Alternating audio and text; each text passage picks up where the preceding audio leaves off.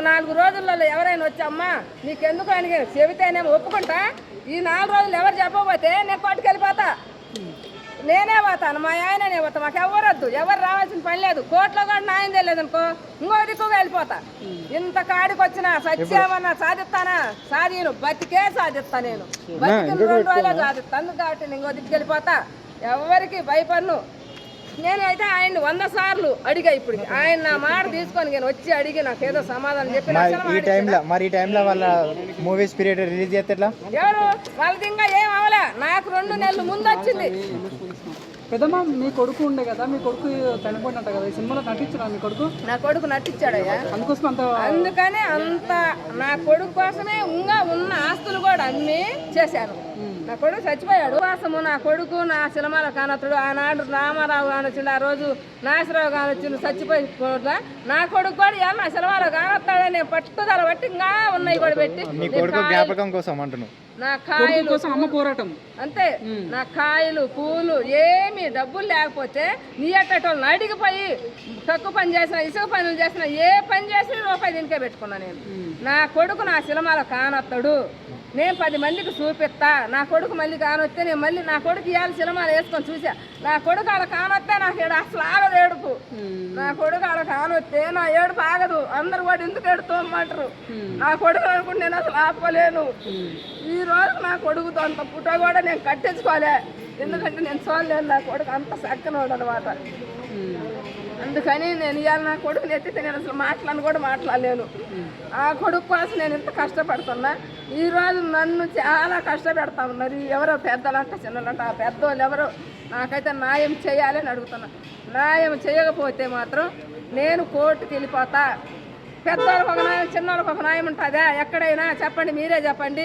అమ్మ మీరు మీ కొడుకు కోసం బాధపడతారు కదా, సో ప్రభాస్ కూడా అందరికి మీలాంటి వాళ్ళకి పెద్ద కొడుకు అయినా చెప్పండి. అనుకుంటా చెబుతున్నాగా, నేను 10 మాటలు చెప్పా.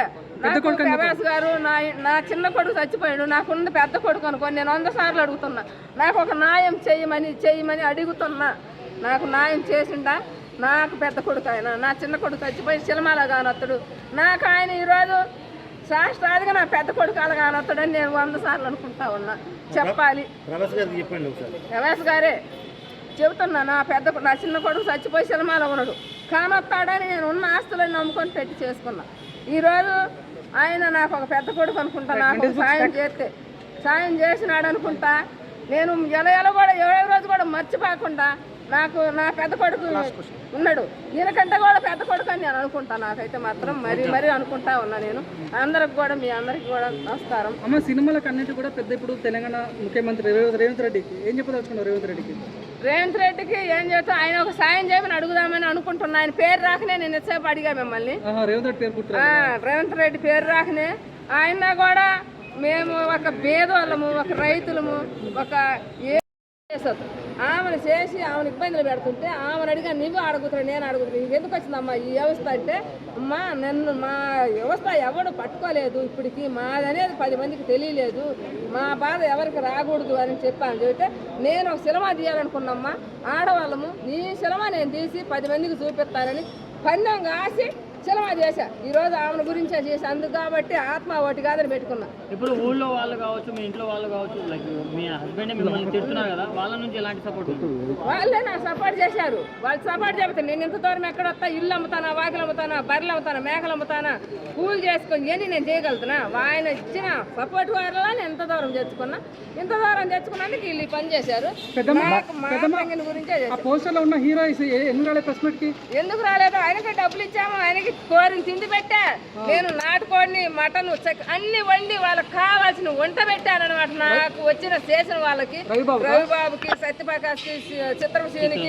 ఇప్పుడు అమ్మ ఇప్పుడు రవిబాబు పక్కకి, మీ పక్కకి లేడు, లాయర్ కూడా పక్కకి లేరు. ఇప్పుడు మీకు న్యాయం జరుగుతుంటావా?